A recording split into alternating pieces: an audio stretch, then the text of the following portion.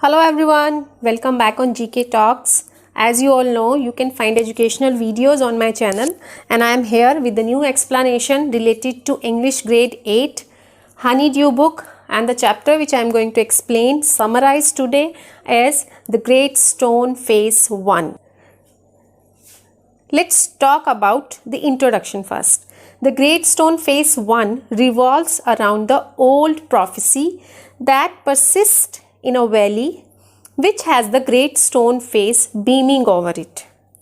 The old prophecy says that one day a man will come bearing likeness of the great stone face, and he will be the noblest and greatest of his time.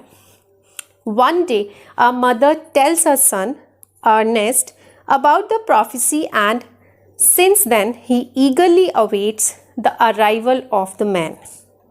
The story focuses on how the inhabitants of the village misjudge two men to be the ones spoken about in the prophecy, and how even after waiting for so long, Ernest is still hopeful that the man will surely come. Now let's begin the explanation. One fine afternoon at sunset, a mother and her little son sat outside their cottage as they discussed the great stone face. It was so big that it only required them to lift their eyes to be able to see it.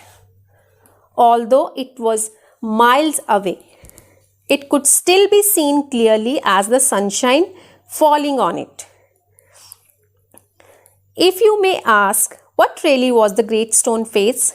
The great stone face was a piece of art made by nature. The rocks were piled in a way that was looked at from a particular distance. It seemed like a human face, but if the onlookers were to look at it from too close, they would lose the outline of the great face and would only see a pile of giant rocks. Surely, when looked at from miles away, as the clouds gather around it, the great stone face looked alive. Many people believed that the fertility of the valley is also because of the kind and gentle face was constantly smiling over it. A mother and her little son, as was mentioned in the story earlier, sat outside their cottage, staring at the great stone face and talking about it. The son's name was Ernest. As the great stone face smiled over him, Ernest described his desire to his mother to hear the great stone face talk. He thought that a man with such a kind appearance must have a very pleasant voice. He further expressed if he would ever find a man that looked like the great stone face, he would love him dearly. His mother replies and tells him that if an old prophecy means statement that tells what will happen in the future. His mother replies and tells him that if an old prophecy were to come true, there may be a day where a man will come who will look exactly as the great stone face. Upon hearing this, Ernest questions his mother about the old prophecy. Upon being asked, Ernest's mother told him the narrative that her mother had told her when she was even younger than little Ernest. It states that at some point in the future, there would come a day when a child born near the place would look exactly like the great stone face.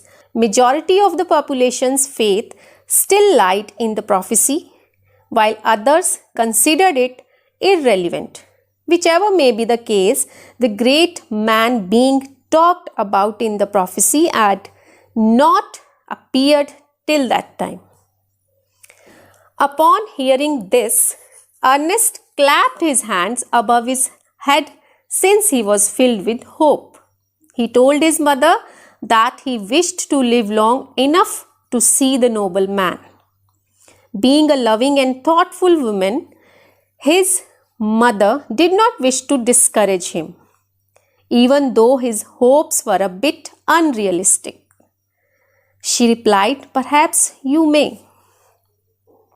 Since that day, Ernest always remembered the story his mother told him and would always think about it whenever he looked at the great stone face. During his childhood, he stayed in the log cottage where he was born.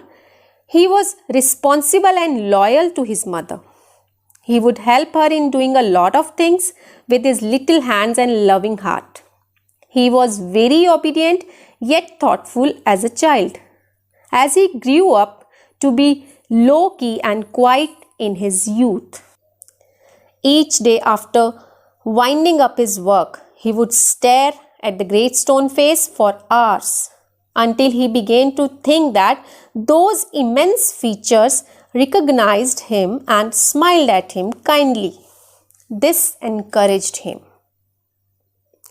Around that time, a word was spread across the valley that the great man from the old prophecy that bore resemblance to the great stone face was about to make his appearance. Quite a few years earlier, a young man born in the valley had settled at a distant seaport to become an established shopkeeper. His name was Gathergold, and he had very good business skills. By that time, Gathergold had become so rich that if he began counting his wealth, it would have taken him 100 years to do so. At that time, he thought of coming back to the valley as he wanted to spend his last days where he was born. Upon hearing this, Ernest was extremely moved at the idea of seeing the greatest and noblest man from the prophecy in his native valley.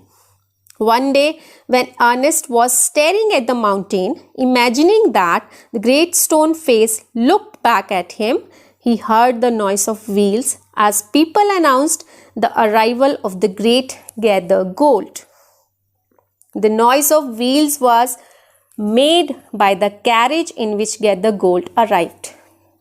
The carriage, being drawn by 4 horses, was stopped with force around the turn of the road.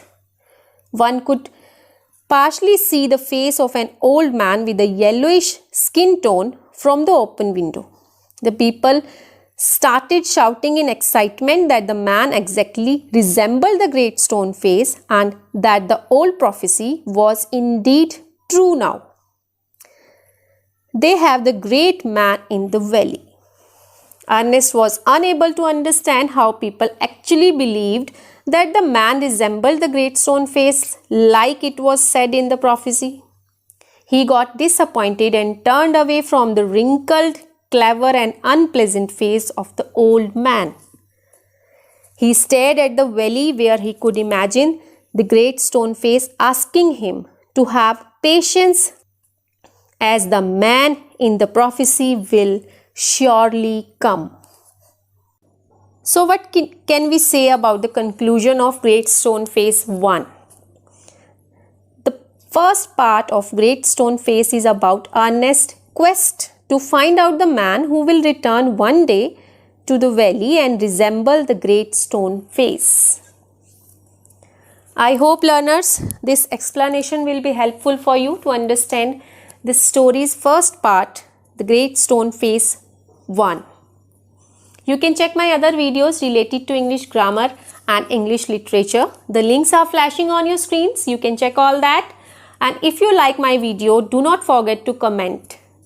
Thank you for watching. Bye-bye.